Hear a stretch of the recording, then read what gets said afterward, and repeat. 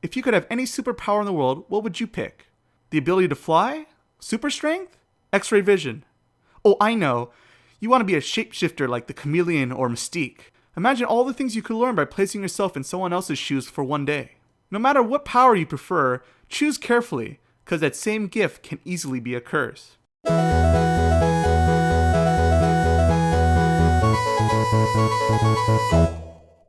What's up, people? Welcome to Ray Reviews, where I, Rayden, reign upon video games and anime with an analytical eye until the sun sets. Today I'll be taking a look at Yamada-kun and the Seven Witches. This anime is a 12-episode magical slice-of-life comedy show. The series is based off an ongoing manga of the same name.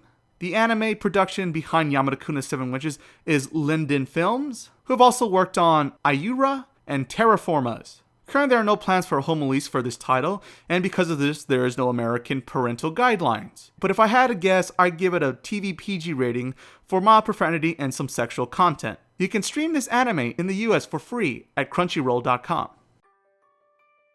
Well, the name of the show kinda gives away the plot, but I'll try to sum it up anyway.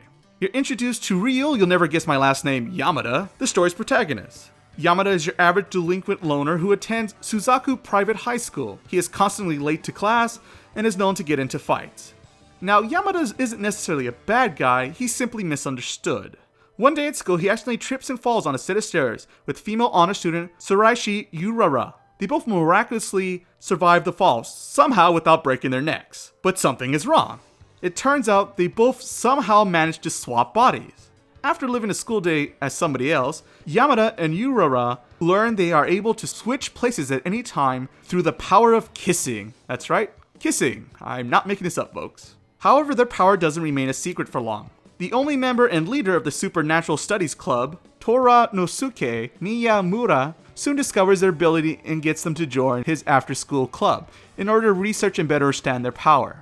Without spoiling too much, during the course of the series, the club gets more members and they discover there are 7 different witches at their school, not including Yamada, who each have their own unique power.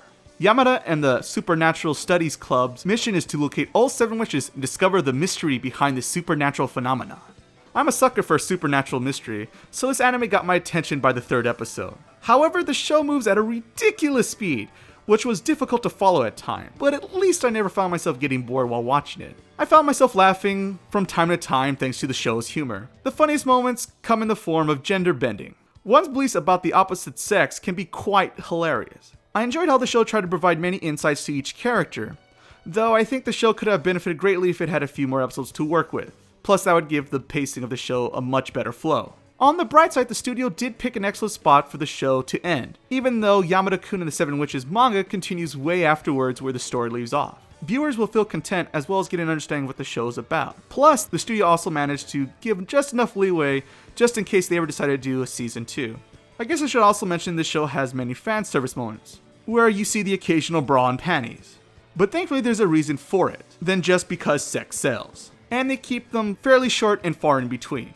While the setup of the show got me to watch the anime at the beginning, it was the character development and the interactions that made me want to stay until the end. Viewers get to see the growth of Yamada's character throughout all 12 episodes. Yamada looks and acts tough most of the time, but deep down he's a nice guy. He seems to deeply care about his friends and goes through many lengths to ensure everyone's happiness, even to people he just met. Many of the witches also go through a similar transformation after meeting Yamada and the Supernatural Studies Club. Though some of the supporting characters are not as well developed or thought out as others, but that's what happens when you try to tell a complex story in a very short amount of time. Urara was by far my favorite character in this series. She's a somewhat quiet yet highly intelligent young woman who's also capable of being emotional. Her character went beyond the predictable anime female lead. I had a fun time watching the chemistry between Urara and Yamada, and with the potential hint of maybe a romantic relationship, but you know how animes can be. The art direction of Yamada-kun and the Seven Witches is rather colorful, in a mostly good way. It seems like everyone in this anime loves hair dye, because the most natural color in the main cast is Urara's blonde hair. I wonder if they did this because it makes it easier for the viewers to keep track of all the characters, or is it because the original mangaka really loves using every color in his crayon box? Either way, I think I'll always remember this series for its vibrant color palette. The character designs themselves are fine, and can be appealing to both guys and girls. I also noticed the use of lighting plays a heavy part in this series, usually to match the emotional situation. It's a simple trick, but it works to get its point across. The animation itself is fairly standard when it comes to this genre of anime. Nothing bad, but also nothing to write home about. The opening of the series doesn't have much animation to speak of, but I ended up liking it compared to other openings that came out that same season. The simple drum beat and piano melody was really catchy to me. And the filter effect they also used throughout the opening gave the show a very dramatic vibe, which I enjoyed, even though it doesn't really match the show's content. Visually, the ending is dramatically different compared to the opening. The ending is extremely bright and colorful in comparison. The music used in the ending is your average J-pop, so if that's your jam, then by all means sing along. Though I think I'll skip it and go to the next episode. Normally I would analyze both the English and Japanese dub in this part of the review, but since this show just came out this year, I only have the Japanese dub to work with. I found the Japanese dub rather entertaining. Nobody's voice came off as annoying, which I know can be a thing in anime sometimes, especially with super cutesy characters. The best part of the Japanese dub is when characters switch bodies, because that means the voice actor who plays that one character now has to play two different roles using the same voice. Hearing the difference between people's personas of each other is hilarious. The musical soundtrack of Yamada-kun and the Seven Witches is kind of forgettable, which I guess I'd rather have than it being distracting. The musical composer uses a decent amount of electric guitar during hijinks scenes, and I found the more softer piano pieces to be slightly more memorable, but yeah, I think it's safe to say you don't have to import the OST here.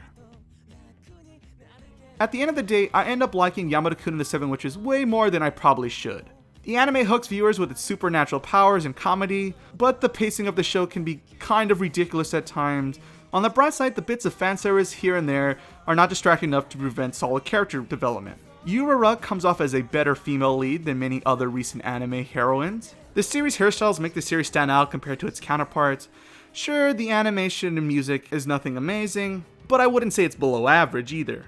Based on my own taste and preferences, I give Yamada-kun the Seven Witches a 4 out of 5. And a recommendation to watch it. If you like gender bending, supernatural elements, or just good old-fashioned character development, then this series might be for you. If you can't stand the slightest bit of sexual fan service, ridiculous anime hair colors, or need a memorable soundtrack, then this anime might not be for you. But hey, that's just my opinion. Have you experienced Yamada-kun and the Seven Witches? What did you like about it? What didn't you like about it? Leave your comments below. That about concludes my anime review today, but if you enjoyed this review, make sure to give me a thumbs up by clicking the like button. If you want to be updated to all my video reviews, please be sure to subscribe to my channel RoR Reviews, where I plan on having many more reviews of video games and anime. If you're into social media, and let's face it, you kinda have to be these days, you can like me on Facebook, follow me on Twitter, and find me on Instagram. I'll provide all the links to these social medias in the description below. I look forward to our future nerdy discussions. I'm Rayden, and I'll see you guys again when the sun rises out.